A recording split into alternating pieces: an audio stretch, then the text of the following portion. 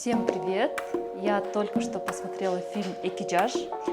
Фильм мне очень понравился. Жалко, мой любимый не смог сегодня присутствовать со мной, но в целом атмосфера не нарушилась. Фильм про семейные ценности, про то, как важно работать в отношениях, и это не строится все так быстро. Важно понимать друг друга, слушать друг друга. Скорее всего, я пересмотрю, приду уже в кинотеатр со своим супругом. Я хочу, чтобы он тоже посмотрел, потому что, скажем так, есть чему поучиться в этом фильме, особенно семейным людям.